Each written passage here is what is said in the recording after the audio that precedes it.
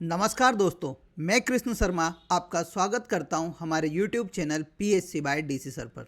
दोस्तों, आज के इस लेक्चर में हम सोसाइटी मैनेजर के पेपर को डिस्कस करने वाले हैं, जो कि हाल ही में MPPSC द्वारा आयोजित किया गया है। कब? 8 दिसंबर 2024 के दिन। और इस पेपर को देखने के बाद आपको समझ में आएगा कि सर जो आप पढ़ा रहे हैं वह बिल्कुल सही पढ़ा रहे हैं। साथ में कभी मैं बता रहा हूँ, कभी यह सीरीज जब से शुरू हुई थी तभी से कोई व्यक्ति इस सीरीज को कभी कवर करता तो मैं यकीन बता रहा हूँ कि यहाँ से आपके पूरे प्रश्न सीधे सीधे बनते। कल के लेक्चर में हमने कुछ डिस्कस किए थे, उनमें से सीधे प्रश्न आपको देखने को मिलेंगे जो इस पेपर में पूछे गए हैं। तो दोस्तों देखिए, सोसाइटी मैनेजर का पेपर कैसा आया था, साथ साथ एनालिसिस कीजिएगा कि जो हमारी रोटी सीरीज या रामबाण सीरीज चल रही है वह आपके लिए कितनी फ़ायदेमंद है और कैसे आपके MPPSC के एग्ज़ाम में यहाँ से प्रश्न बनेंगे और आप कैसे आसानी से उसे सॉल्व कर देंगे। ठीक है, तो आइए स्टार्ट करते हैं। सबसे पहले लेक्चर नंबर 24 के क्वेश्चन ऑफ द डे की हम बात करते हैं। कल मैंने पूछा था मध्य प्रदेश मलखंभ अकादमी की स्थापना कब की गई थी, तो 2018 में स्थापना की गई है और इसका जो मुख्यालय वो कहाँ पर है? उज्जैन में है, यानी उज्जैन में इस मलखंभ अकादमी की स्थापना की गई है। मध्य प्रदेश में किस प्रकार की जलवायु पाई जाती है, तो मध्य प्रदेश में उष्ण कटिबंधीय मानसूनी प्रकार की जलवायु पाई जाती है। ठीक है, दोनों के आंसर आपको आसानी से समझ में आ गए होंगे। अब पहले टेस्ट सीरीज की हम बात कर लेते हैं। तो दोस्तों इसमें टोटल 35 टेस्ट हैं, जिसमें 15 टॉपिक वाइज और 20 FLT होगी। साथ साथ 14,000 से ज़्यादा प्रश्न आपको प्रैक्टिस के तौर पर मिलने वाले हैं और इसकी प्राइस 499 है। कभी इसको आपको देना है तो PSC बाय DC सर की एप्लीकेशन पे जाकर आप इसे फ्री ऑफ कॉस्ट दे सकते हैं।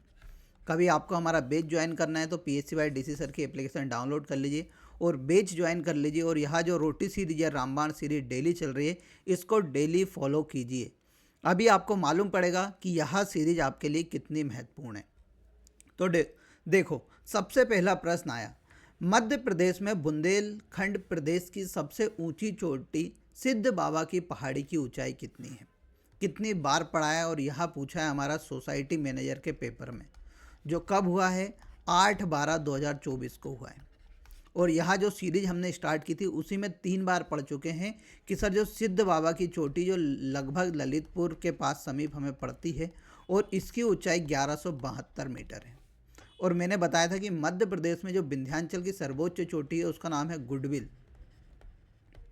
या उसे हम क्या बोलते हैं? उसे हम सद्भावना शिखर भी बोलते हैं, जिसकी ऊंचाई कितनी बताई थी? 752 मीटर बता रखी है। तो विंध्याचल की मध्य प्रदेश में सर्वोच्च चोटी और पूर्ण जो विंध्याचल पर्वत है उसकी सर्वोच्च चोटी कौन सी है? सिद्ध बाबा चोटी, जो ललितपुर के निकट हमें देखने को मिलती है। तो इसकी ऊंचाई कितनी है? 1172 मीटर है। अब 1350 मीटर की बात करते थे। यहाँ मध्य प्रदेश की सर्वोच्च चोटी धूपगढ़ की ऊंचाई है और यहाँ मध्य प्रदेश में महादेव श्रेणी पर हमें देखने को मिलती है। कितनी बातें आपको बता दी हैं, बार बार रिवीजन करा रहा हूँ। देखो, सीधा प्रश्न आया जो हम डेली रिवीजन कर रहे हैं हमारी सीरीज में। तो देखिए, रिवीजन से सीधा प्रश्न बनेगा, जितने फैक्ट आपको बता रहा हूँ उनको आप लिखते चलिएगा। ठीक है, अगले प्रश्न पे चलते हैं। ताप्ती नदी की कुल लंबाई कितनी है? ताप्ती नदी के बारे में अपन ने 10 से ज़्यादा बार पढ़ लिया होगा कि सर मध्य प्रदेश का यहाँ एक क्या है? नदी तंत्र है। ठीक है, जो कि कहाँ से? बैतूल के मुल्ताई से निकलती है हमारी क्या? ताप्ती नदी। बैतूल में कहाँ से? मुल्ताई नामक स्थान से। इसका एक और नाम बता रखा है कि इसे सूर्यपुत्री के नाम से भी जाना जाता है। किसके नाम से जाना जाता है? सूर्यपुत्री के नाम से ताप्ती नदी को जाना जाता है। यहाँ मध्य प्रदेश, महाराष्ट्र और गुजरात राज्य में बहते हुए अरब सागर की खाड़ी में गिर जाती, यह भी मैंने आपको बताया था। ठीक है, एक पॉइंट बताया था कि यह नदी भैंसा देही के निकट किसका? बीहड़ों का निर्माण करती है, बताया था। फिर मैंने बताया था कि इसके ऊपर 2 बांध बने हुए हैं बैतूल में। एक बताया था मैंने आपको पारस डोहो करके, और एक और बताया था मैंने, 2 बांध बताए थे। एक कौन सा बताया है उसका आंसर आपको कमेंट बॉक्स में देना है, या मैं ही बता देता हूँ कौन सा है। चंदूरा डैम। यह दोनों डैम मैंने कहाँ पर बताए थे? बैतूल में। गुजरात में इसके ऊपर एक परियोजना चलाई जाती है, उकाई परियोजना। फिर मैंने बताया था स्वाली बंदरगाह भी इसी नदी के तट पर स्थित है, कहाँ पर? गुजरात में। यह भी मैंने बताया था। और उकाई परियोजना के निकट हमें एक काकरापारा परमाणु संयंत्र भी देखने को मिलता है, जो कि कहाँ पर है, गुजरात में स्थित है। और किस पे, ताप्ती नदी के तट पर स्थित है। ताप्ती नदी की एक सहायक नदी मैंने बताई थी पूर्णा नदी, जो कि ताप्ती नदी की सबसे बड़ी सहायक नदी है। तो कितने सारे फैक्ट मैं बार बार बता चुका हूँ। और इसकी कुल लंबाई कितनी है, 724 किलोमीटर है, यह भी मैंने बहुत बार बताया। तो इसका राइट आंसर क्या हो जाता है, 724 किलोमीटर है। यह कितनी बार बताया है, तो इसका राइट आंसर क्या हो जाता है, 724 किलोमीटर इसका राइट आंसर है। ठीक है भैया, समझ में आया। 965 सर आपने हमें बता रखी है किसकी, तो सर ये चंबल नदी की लंबाई आपने बता रखी है। 780 सर आपने सोन नदी की लंबाई हमें बता रखी है। तो ये तो हमें याद ही था सर, 724 762 में कन्फ्यूज़न होना ही नहीं था, सीधे लगा के आता 724। तो देखो रिवीजन कैसा हो रहा है, बहुत अच्छा रोटी सीरीज में आपका रिवीजन हो रहा होगा। पूरा मैं बता रहा हूँ कि देखो कितने सारे फैक्ट मैंने ताप्ती नदी के बारे में बता दिया। आप नोट लगा के अपनी कॉपी में लिख लो कि शिवपुत्री जिसे कहा जाता है उनका नाम है नर्मदा नदी। नर्मदा नदी को शिवपुत्री के नाम से जाना जाता है और सूर्यपुत्री के नाम से किसे, ताप्ती नदी को जाना जाता है। कितनी सारी बातें हमने की, रिवीजन हो रहा है या नहीं हो रहा है, कमेंट बॉक्स में जल्दी जल्दी कमेंट कर दिया करो। डेली 5-7 कमेंट रहते हैं, आप कमेंट ही नहीं करते हैं। फिर अगले प्रश्न पे चलते हैं। मध्य प्रदेश में किस 2 माह को गर्मी की द्वितीय ऋतु कहा जाता है। 4 दिन पहले एक प्रश्न अपन ने डिस्कस किया था कि मध्य प्रदेश किस तापीय क्षेत्र के अंतर्गत आता है, और मैंने उसमें बताया था मध्य प्रदेश अति तापीय क्षेत्र के अंतर्गत आता है, बताया था ये प्रश्न। फिर हमने गर्मी के कुछ जो फैक्ट थे उनको कवर किया था कि मध्य प्रदेश में सर्वाधिक तापांतर जो रहता है वह किस महीने में रहता है, तो मार्च में रहता है। और सबसे ज़्यादा गर्म महीना कोई सा रहता है, तो वह रहता है मई। फिर मैंने बताई थी द्वितीय ग्रीष्म ऋतु हमारे यहाँ आती है, और आपको याद रखना है कब आती है, वह सितंबर और अक्टूबर के माह में हमारे यहाँ आती है। यह बात भी मैंने बताई थी। फिर मैंने बताया था कि सबसे गर्म स्थान हमारे यहाँ कौन सा है, तो गंजबासौदा है। यह पुराना डाटा है। कई बार नौगांव देता है, नौगांव छतरपुर, तो आपको वहाँ आंसर लगा के आना है कि नौगांव छतरपुर वर्तमान में सबसे गर्म स्थान है। ये सभी बातें अपन ने 3 दिन पहले की थी। अब आपके पेपर में आ रहा है नहीं आ रहा है। मेरे पास रात को यह पेपर आया कि सर यह जो मेरा पेपर था अभी हाल ही में आयोजित हुआ है 8 दिसंबर के दिन, आप इसको एक्सप्लेन कर दीजिए। तो मैंने यह प्रश्न पेपर उठाया और मैंने देखा यार हम बिल्कुल सही पढ़ रहे हैं। तो सही पढ़ रहे हैं तो भैया आप क्यों नहीं फॉलो कर रहे हैं इस सीरीज़ को। तो मैं बार बार कहूँगा इस सीरीज़ को ज़रूर फॉलो कीजिए। आपका कोई सा ही MPPSC का पेपर हो, यहाँ से बाहर एग्ज़ाम में प्रश्न नहीं जाने हैं। अब आइए अगला प्रश्न, मध्य प्रदेश राज्य खनिज निगम की स्थापना कब हुई। भैया 3 से 4 बार बता चुका हूँ कि राज्य खनिज निगम की जो स्थापना हुई है वह हुई है 19 जनवरी 1962 को। और इसका मुख्यालय कहाँ पर है, तो सर भोपाल में इसका मुख्यालय। और मैंने बताया था कि मध्य प्रदेश राज्य सरकार द्वारा प्रथम खनिज नीति 1995 में लेके आई थी, और नवीन खनिज नीति कब लेके आई है मध्य प्रदेश सरकार, तो 2010 में लेके आई है। मध्य प्रदेश सरकार गौड़ खनिज नीति कब लेके आई है, 1996 में। यह बात भी मैंने आपको बताई थी। अब मैंने उसके बाद आपको बताया था कि मध्य प्रदेश मैग्नीज, तांबा, हीरा के उत्पादन में क्या है, पहले पे है। रॉक फॉस्फेट के पे सर दूसरे पे हैं, यह भी बहुत बात बताई थी। तीसरे पे सर चूना पत्थर है, और छठवें पे सर बॉक्साइट के उत्पादन में है। कितनी बार फैक्ट आपको रिवाइज करा चुका हूँ, और मेरे को समझ में नहीं आ रहा है कि आप इसे क्यों फॉलो नहीं कर रहे हैं। देखिए सीधे प्रश्न पूछे जा रहे हैं। अगला प्रश्न है, ग्रेफाइट मध्य प्रदेश के निम्नलिखित में से किस जिले में पाया जाता है। याद कराया था जब मैंने आपको बताया था कि हमने क्वेश्चन आया था टंगस्टन किस जिले में पाया जाता है, तो मैंने बताया था कि आगर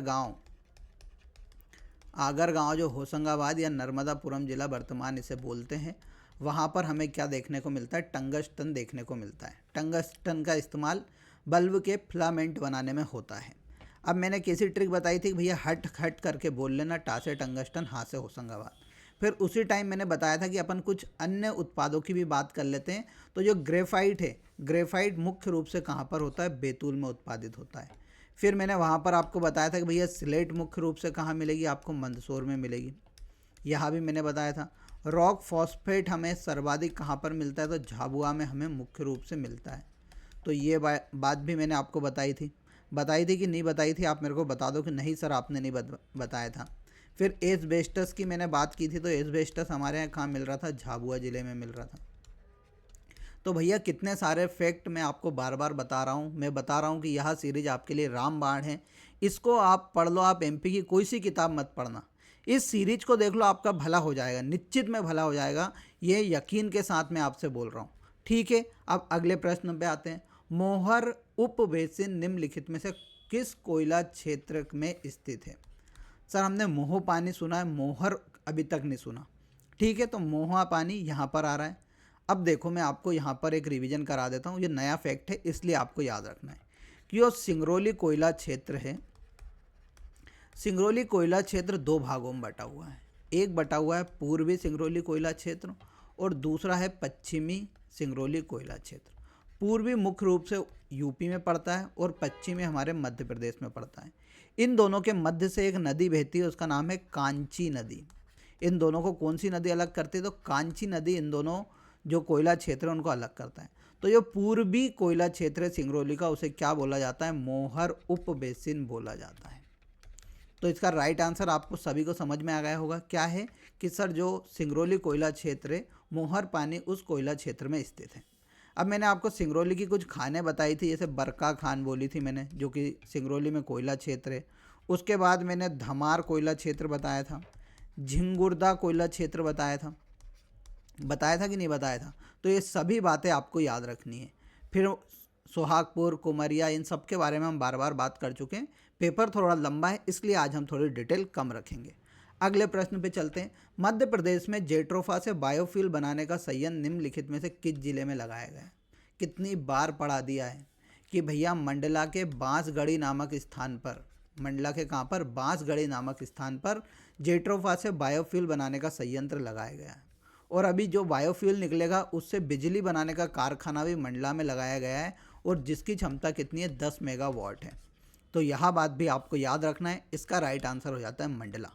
अब अगले प्रश्न पे चलते हैं। गांधी सागर बांध से नहरों के द्वारा सर्वप्रथम सिंचाई निम्नलिखित में से किस वर्ष प्रारंभ की गई थी?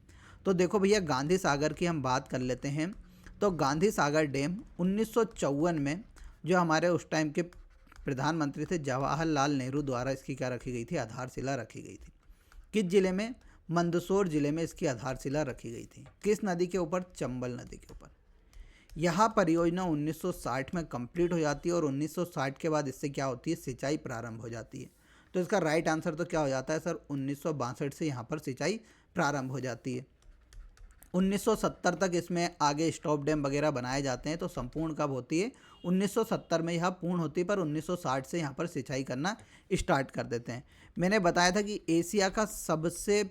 एशिया का मानव निर्मित बांध, सबसे पहला मानव निर्मित बांध भी कौन सा है? तो गांधी सागर बांध है। गांधी सागर मध्य प्रदेश और राजस्थान की संयुक्त परियोजना है और इसकी क्षमता कितनी है? 115 मेगावाट है। कितनी सारी मैंने बात पहले ही बता चुका हूँ। और अभी हाल ही में गांधी सागर अभ्यारण्य में चीतों को स्थानांतरण करने की बात कही गई है। ठीक है, जल महोत्सव एक तो हमारे यहाँ कहाँ पर बनता है? एक हमारे यहाँ बनता है खंडवा में, और दूसरा कहाँ पर बनता है? गांधी सागर में भी जल महोत्सव प्रारंभ कर चुकी है मध्य प्रदेश सरकार। तो इतनी बातें आपको याद रखना है। अब देखो अगले प्रश्न पे चलते हैं। अमरकंटक तापीय विद्युत केंद्र किस कोयला क्षेत्र के अंतर्गत आता है? तो अमरकंटक कहाँ है सर? तो अमरकंटक है सर अनूपपुर में। और यहाँ पर आपने हमें अमरकंटक ताप विद्युत केंद्र बताया था। तो यहाँ मुख्य रूप से कहाँ पर आता है? सोहागपुर कोयला क्षेत्र के अंतर्गत आता है, क्योंकि सोहागपुर कोयला क्षेत्र शहडोल और अनूपपुर में फैला हुआ है। कहाँ पर? शहडोल और अनूपपुर जिले में फैला हुआ है। ये सभी बातें आपको याद रखनी है, बार बार पेपर में आ सकता है। कोयला क्षेत्र आप सभी को पता है, सोहागपुर कोयला क्षेत्र मध्य प्रदेश का सबसे बड़ा कोयला क्षेत्र है। उमरिया सबसे छोटा है। और सबसे मोटी परत कहाँ पर पाई जाती है?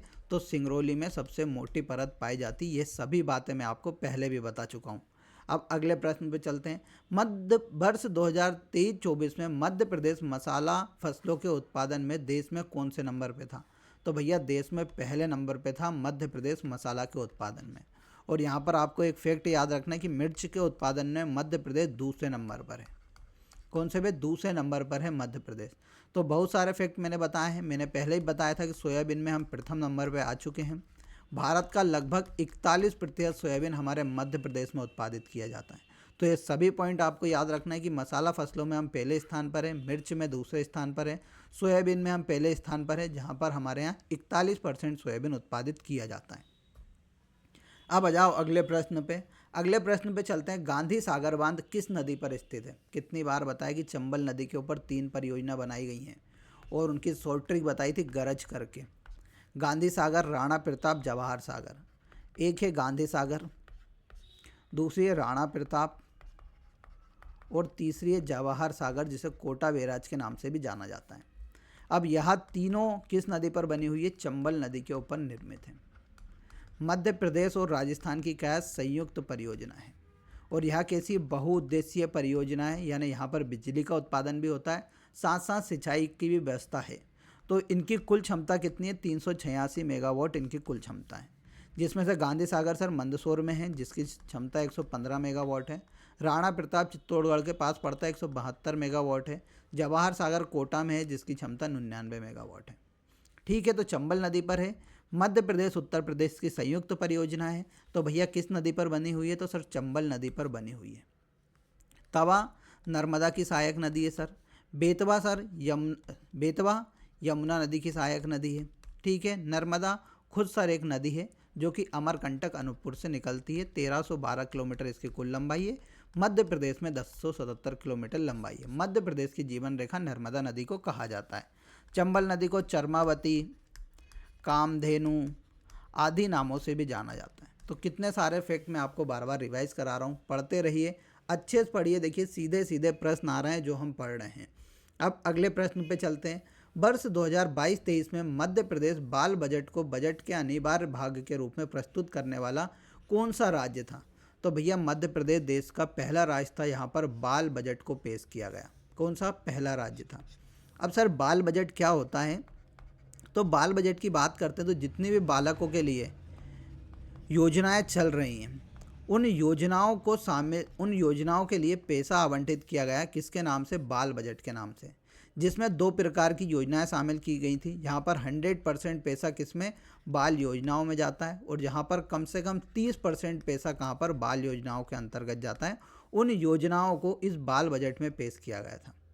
और यह किसके अंतर्गत इस बजट को पेश किया गया? तो यह महिला एवं बाल विकास के संदर्भ में ही पेश किया गया था कि बाल बजट किसको प्रदान किया गया? तो महिला एवं बाल विकास विभाग को प्रदान किया गया था। तो याद रखना 2022-23 में बाल बजट पहला किसने लागू किया? तो मध्य प्रदेश राज्य ने लागू किया था। अब अगला प्रश्न देखते हैं। जनसंख्या 2011 के अनुसार मध्य प्रदेश का सबसे कम जनसंख्या घनत्व वाला जिला कौन सा है? सेम प्रश्न हमने कल सॉल्व किया था। वह प्रश्न था 2023 के पेपर का, और आज भैया 2024 का पेपर सॉल्व कर रहे हैं। सेम प्रश्न आया है, यानी रिपीट होना ही है भाई। और मैंने बताया था डिंडोरी जिले में सबसे कम जनसंख्या घनत्व में कितना है? 94। मध्य प्रदेश का जनसंख्या घनत्व 236 से +40 की बढ़ोतरी हुई थी, यानी 2001 में सर 196 था, और भारत का सर 382 है। मध्य प्रदेश में सर्वाधिक सर कहाँ पर है? भोपाल में है। कितना सर? 855 है।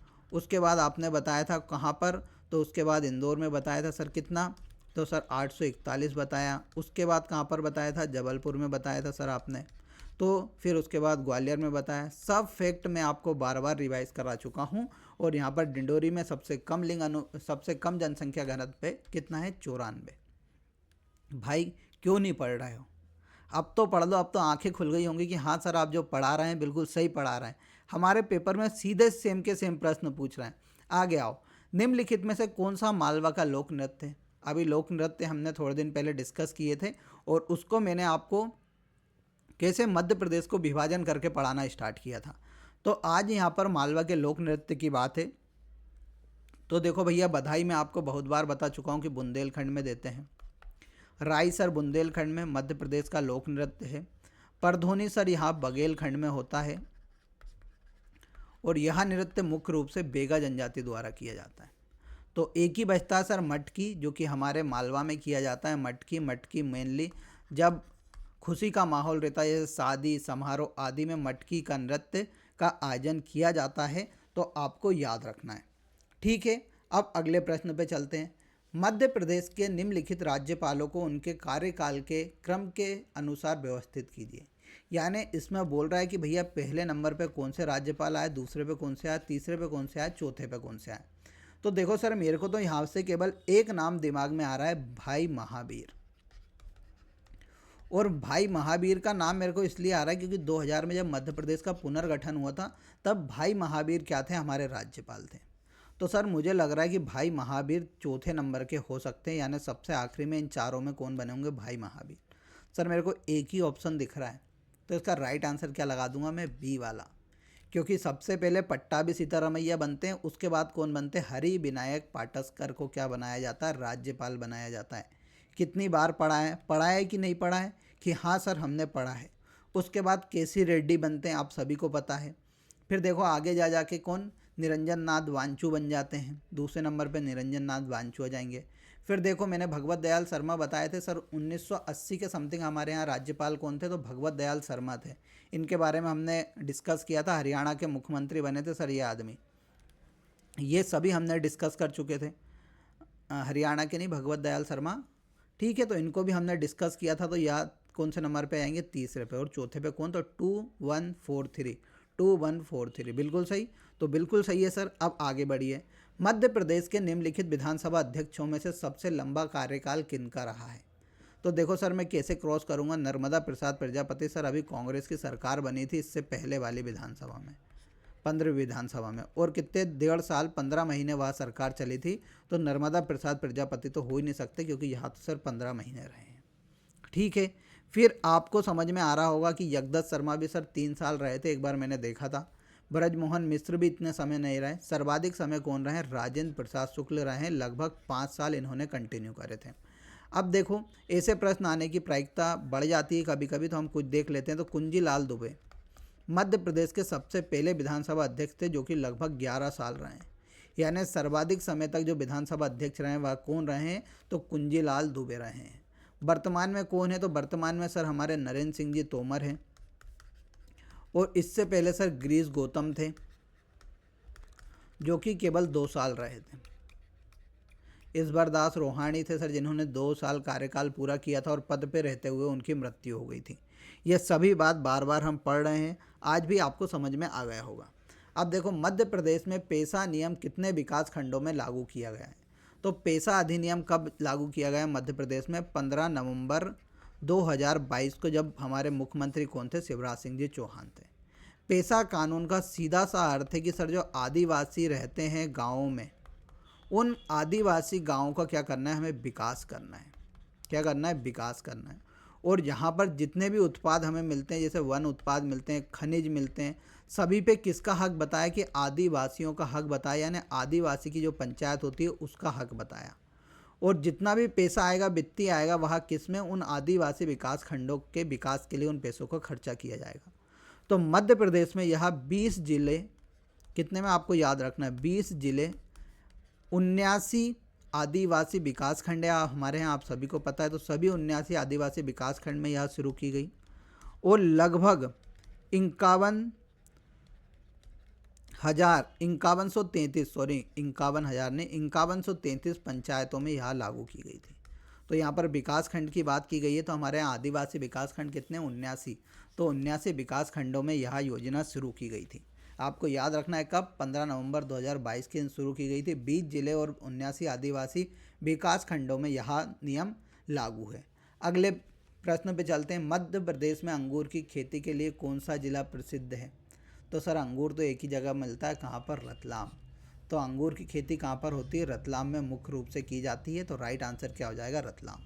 अगले प्रश्न पे चलते हैं। सड़क संबंधी समस्याओं की सीधी रिपोर्टिंग के संबंध में मध्य प्रदेश शासन ने GIS आधारित किस मोबाइल ऐप का प्रारंभ किया है। तो देखो हाल ही में जो हमारा KBC आता है, कौन बनेगा करोड़पति, उसमें इस जो GIS सिस्टम है इसके बारे में पूछा गया था। मेरे पास स्क्रीनशॉट भी रखा हुआ है। मेरा पूरा मन था कि मैं अगले वाला जो सेशन लूँगा उसमें इसका करंट अफेयर बना दूंगा, मेरा पूरे दिमाग में था। और मैं कभी आज इसे आपको डिटेल में डिस्कस नहीं करा था, तो आज वह करंट अफेयर आपको आपकी बुक में मिलता। तो भैया तो किस में, तो मध्य प्रदेश सरकार ने जो सड़क संबंधी समस्याएं उनके लिए एक लोकपथ नामक एप्लीकेशन बनाई। मध्य प्रदेश के PWD विभाग द्वारा यह एप्लीकेशन बनाई गई थी। इसमें क्या होता है, जैसे कि आपके यहाँ सड़क खुदी हुई है तो आप यह एप्लीकेशन डाउनलोड कर लो, उसका फ़ोटो खींच के आप उस पर अपलोड कर दो तो आपका सीधा समाधान हो जाएगा।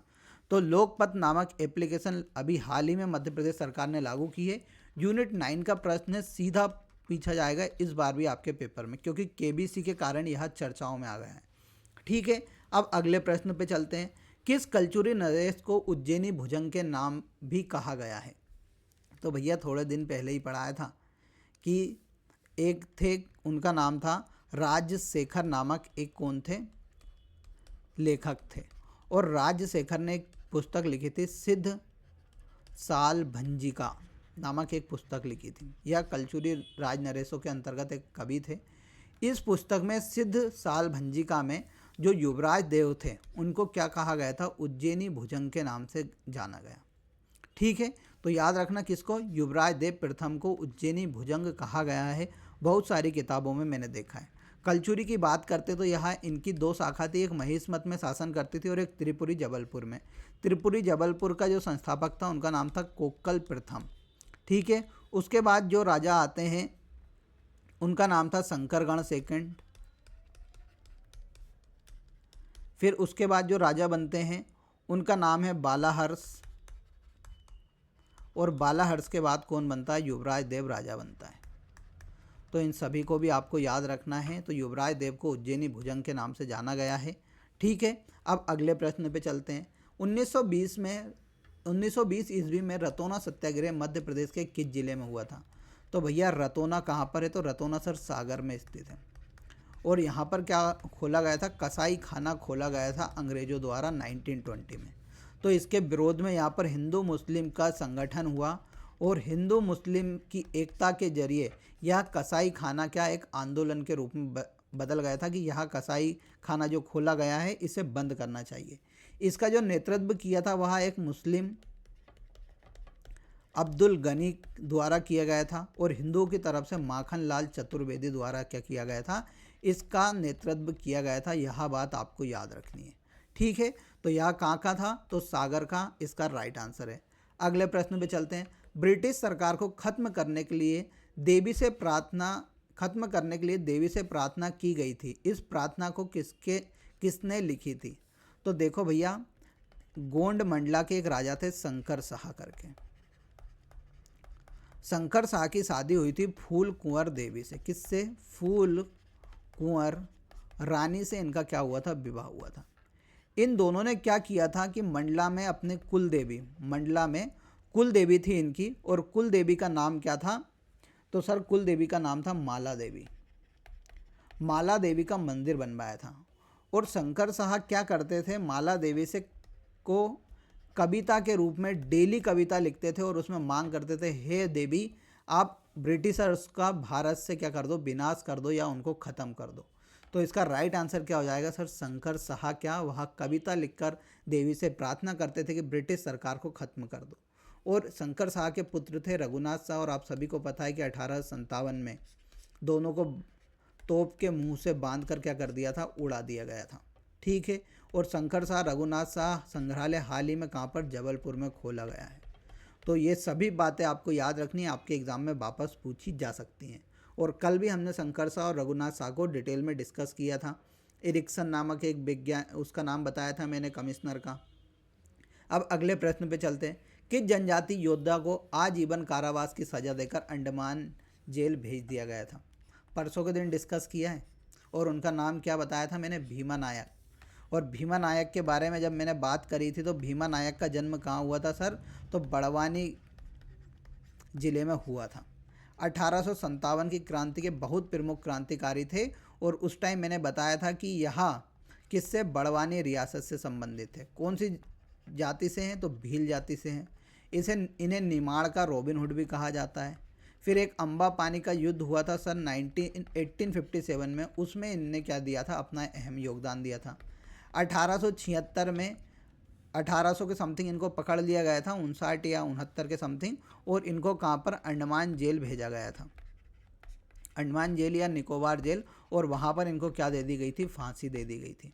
5 से 6 बार इसको पहले भी डिस्कस किया था, आज भी डिस्कस किया, तो इसका राइट आंसर क्या है, भीमा नायक है। तांत्या भील जनजाति से संबंधित है, आप सभी को याद रखना है। सीताराम कंवर भिलाला जनजाति से संबंधित है। यह भी प्रश्न पूछा गया था, तो सभी को आपको याद रखना है, ठीक है। फिर ख्वाजा नायक भी आप सभी को पता है कहाँ से होंगे, तो सर भील जनजाति के थे, यह भी बड़वानी रियासत से थे। 1857 की क्रांति में इनने बहुत अहम योगदान निभाया था। अगले प्रश्न पे चलते हैं। अगरिया जनजाति अपने निम्नलिखित के लिए जानी जाती है या फिल इन द ब्लैंक्स के लिए जानी जाती है। तो अगरिया जनजाति भैया 4 बार बता चुका हूँ। अगरिया जनजाति मुख्य रूप से लोहे का कार्य करती है, गोंड की उपजाति है, ठीक है। बताया था कि नहीं बताया था, तो इसका राइट आंसर क्या हो जाएगा, लोहा शिल्प के लिए अगरिया जनजाति मुख्य रूप से जानी जाती है।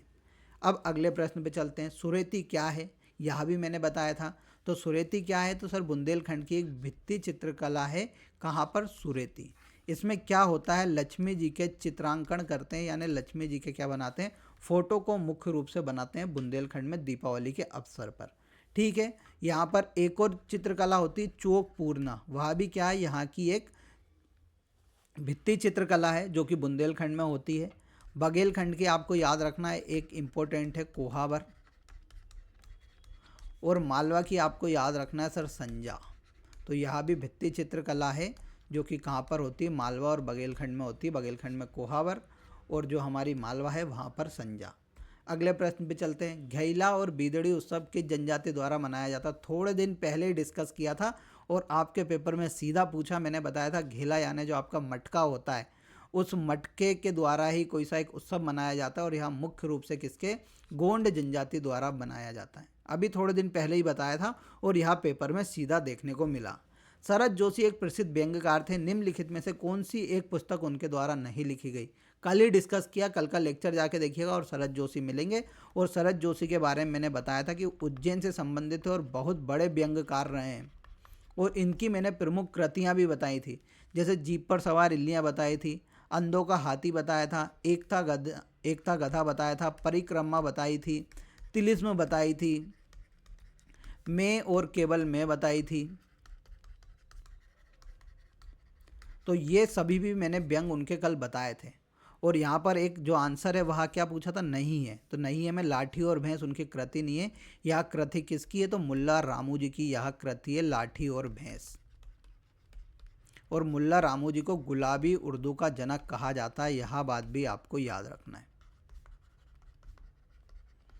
ठीक है भैया। तो कल ही पढ़ा, पेपर में पूछा, मैंने पेपर शाम को आया, उसके बाद मेरे हाथ में आया, और सीधा प्रश्न वो हमने 2023 का लगाया था, यानी वैसे ही प्रश्न पूछ रहा है सर आज भी।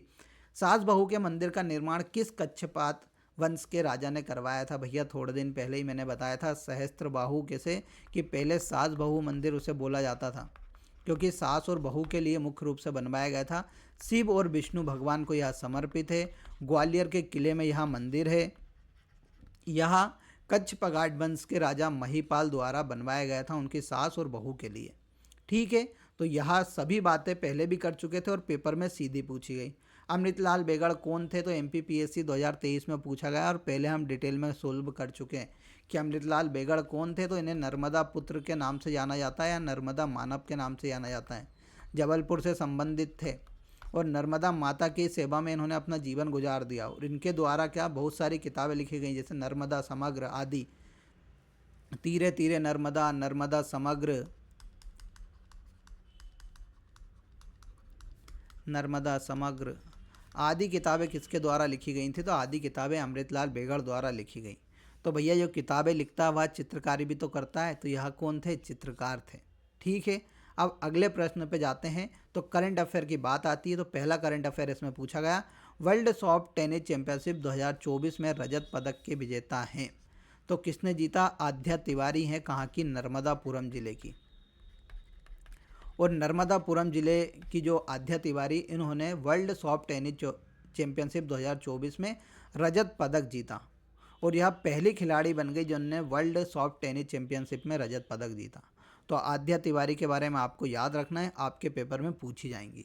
अब देखो 2024 में मध्य प्रदेश पर्यटन का फेस किसे नियुक्त किया गया है। कल का करंट अफेयर आपने देखा होगा तो आपको यह प्रश्न देखने को मिला होगा, मैंने जिसमें बताया था पर्यटन ब्रांड एम्बेसडर किसे नियुक्त किया गया हाल ही मध्य प्रदेश सरकार ने। और सेम प्रश्न मेरे को कहाँ पर मिला, पेपर में देखने को मिला। तो दोस्तों जो मैं आपके लिए करंट अफेयर के ये 3 प्रश्न लेके आ रहा हूँ वह पूरा एनालिसिस के आधार पे लेके आ रहा हूँ। तो भैया हलवा ना समझें, हलवा खाने से कुछ नहीं होगा, मैं हलवा बना रहा हूँ आपके लिए और वह बहुत स्वादिष्ट है। और भैया इसे खाते चले जाओगे तो आपका जीवन तर जाएगा, कभी आपको भूख नहीं लगेगी। तो ये हलवा जो मैं आपको परोस रहा हूँ भैया इसे खाओ यार, अच्छे से खाओ। कि अब आप मेरे को बताओ कि यह जो मेरे मन में ये प्रश्न आते हैं क्या मेरे मन में आए थे क्या? तो हाँ सर आपके मन में आ चुका था। और कल मैंने पेपर देखा था यार, वाह यार जैसा प्रश्न मैंने बनाया सेम प्रश्न आ रहा है। तो मैंने इसका राइट आंसर आपको क्या बताया था, पंकज त्रिपाठी इसका राइट आंसर बताया था। और यकीन ना होना तो कल की क्लास देखना, और कल की क्लास में आपको करंट अफेयर के 3 प्रश्न में पंकज त्रिपाठी का प्रश्न जरूर देखने को मिलेगा। अब देखो, प्रधानमंत्री स्वनिधि योजना में सर्वश्रेष्ठ प्रदर्शन करने वाला राज्य कौन सा है? तो यहाँ मध्य प्रदेश है। ये सभी करंट अफेयर में आपको आगे सॉल्व कराता और ज़रूर कराऊंगा। तो देखो दोस्तों, सोसाइटी मैनेजर का पेपर कब हुआ? तो सर 8/12/2024 के दिन हुआ। और सीधे प्रश्न आए कि नहीं आए? कि सर आए हैं। जो आपने पढ़ाया उसमें से लगभग 90% सेम बातें आ रही हैं और 100% बातें आ रही हैं। कभी आप ऊपर नीचे घुमा दोगे तो 100% आपका जो पढ़ाया जा रहा है वह आ रहा है।